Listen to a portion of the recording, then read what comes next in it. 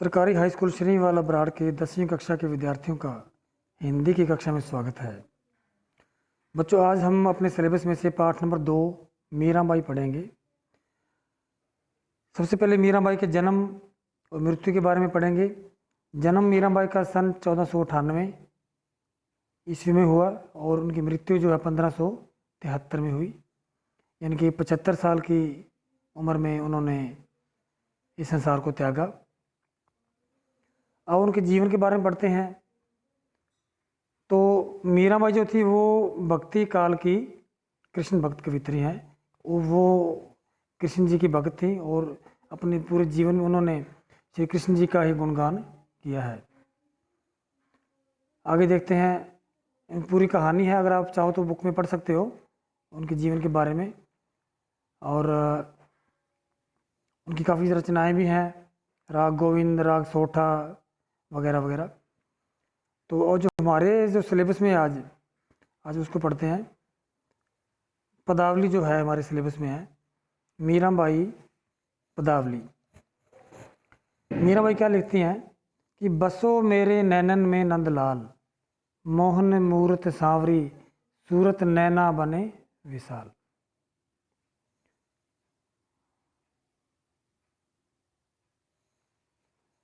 तो वो श्री कृष्ण जी से विनती करती है कि हे श्री कृष्ण, हे भगवान, हे नंदलाल, आप मेरे नैनों के अंदर बस जाओ। मोहन मूरत सांवरी, सूरत नैना बने विशाल। जो उनकी जो मूरत है, उनकी जो सांवली सूरत है, वो बहुत ही मन को मोहने वाली है। भगवान श्री कृष्ण जी की जो शक्ल है, सूरत है, वो उनको बहुत ही मन को मोहने वाली लगती है।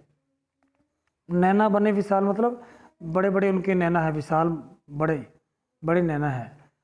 मोर मुकुट मकराकृत कुंडल, उनके सिर के ऊपर मोर के पंखों का एक मुकुट है। मकराकृत कुंडल, मकर की आकृति के उन्होंने कुंडल धारण किए हुए हैं। अरुण तिलक दिए भाल, अरुण तिलक होते हैं लाल रंग का तिलक, उनके भाल मतलब माथे पर। उन्होंने अपने माथे पर क्या है, एक लाल रंग का तिलक लगाया हुआ है। अधर सुधारस मुरली राजत और विजंती माल। तो अधर होते हैं होठ, अपने जो होठ होते हैं। सुधारस मुरली, मुरली मतलब बांसुरी। उनके होठों के ऊपर एक हमेशा एक बांसुरी रहती है जो बहुत ही सुंदर तरीके से बजाते हैं। तो सुधारस, सुधारस क्या होता है, अमृत रूपी रस जो है उनकी बांसुरी से निकलता है, टपकता है जब वो बांसुरी बजाते हैं। और विजंती माल, और होता है दिल, हृदय पर, उनके गले के अंदर, उनके हृदय के ऊपर एक विजंती माला भी वो पहनते हैं। क्षुद्र घंटिका कट तट शोभित, नुपुर शब्द रसाल। क्षुद्र घंटिका, छोटी छोटी जो है घंटियाँ उन्होंने अपनी कमर पर बांधी हुई हैं। नुपुर शब्द रसाल, नुपुर होते हैं घुंघरू, अपने पैरों में क्या है, उन्होंने घुंघरू बांधे हुए हैं, जिनकी जो आवाज़ है वो बहुत ही मधुर है, मीठी आवाज़ है जब वो छन छन करते हैं। मीरा प्रभु संतन सुखदाई, भगत बचल गोपाल। मीरा जो कहती है कि उनके जो उनको चाहने वाले हैं, उनके जो भक्त हैं, वो उनके इस रूप को देखकर बहुत ही प्रसन्न होते हैं, वो उन भक्तों की रक्षा भी करते हैं। मेरे तो गिरधर गोपाल दूसरों ना कोई, जाके सिर मोर मुकुट मेरो पति सोई। आगे मीराबाई कहते हैं कि मेरो तो गिरधर गोपाल दूसरों ना कोई, मेरे कौन है, गिरधर गोपाल। गिरधर मतलब जो गिरी को धरने वाले हैं, गिरी मतलब पहाड़ पर्वत को। हमने वो सुना है, केवल टीवी में देखा भी है कि भगवान श्री कृष्ण जो हैं वो अपनी उंगली के ऊपर एक पर्वत को उठाते हैं, गोवर्धन पर्वत को अपनी उंगली पर उठा लेते हैं। तो तभी से उनका नाम गिरधर पड़ गया था, गिरी को धरने वाले। गोपाल, जो गायों को पालते हैं, गायें चराने जाते हैं। तो कहते हैं कि मेरे जो सब कुछ है वो कौन है, गिरधर गोपाल हैं और कोई नहीं है। जाके सिर मोर मुकुट मेरो पति सोई, जिनके सिर पर मोर का मुकुट है वही मेरे पति समान है, वही मेरे पति हैं। तात मात भ्रात बंधु अपनो ना कोई, छाड़ दई कुल की कान कहा करे कोई। तात मात भ्रात बंधु मतलब तात होते पिता, मात मतलब माता, भ्रात बंधु मतलब भाई बहन सभी, अपना कोई नहीं है। मीरा कहते कि मेरा और कोई नहीं है, छाड़ दई कुल की कान कहा करे कोई। मैंने अपने कुल की, अपने जो वंश की जो मर्यादा है उसको मैंने छोड़ दिया है, उसकी परवाह करनी मैंने छोड़ दी है।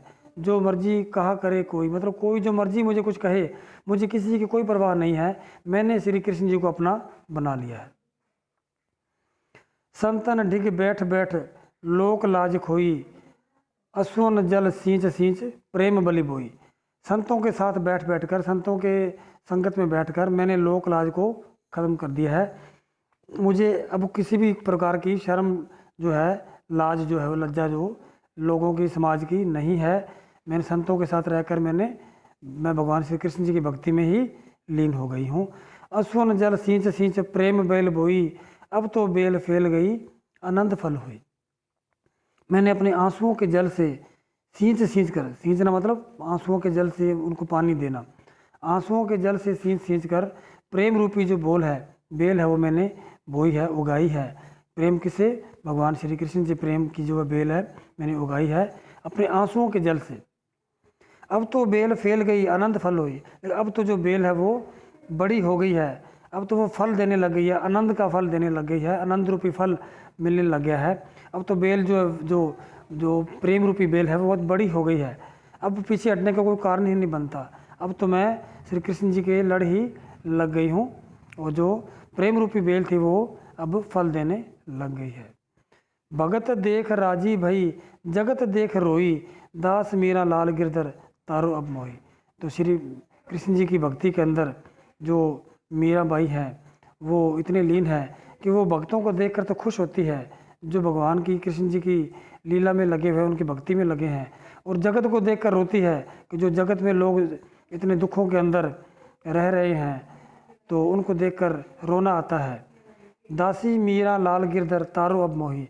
तो मीराबाई श्री कृष्ण जी से विनती करती है कि आप अपनी दासी को अब अपना दर्शन दो और उनको अपने साथ, उनको अपने चरणों में निवास बख्शो और दर्शन देकर उनको निहाल करो, और मुझे तारो मतलब मुझे निहाल करो। तो ये थी हमारी कविता। हमने पढ़ा अभी मीराबाई पदावली। तो सभी बच्चों ने इसके रिलेटेड जो अभ्यास है, जो प्रश्नोत्तर हैं, प्रसंग व्याख्याएं हैं, वो मैं आपको ग्रुप में डाल दूंगा, प्रश्नोत्तर भी सब कुछ, तो वहाँ से देखकर आप सभी कर लोगे। धन्यवाद।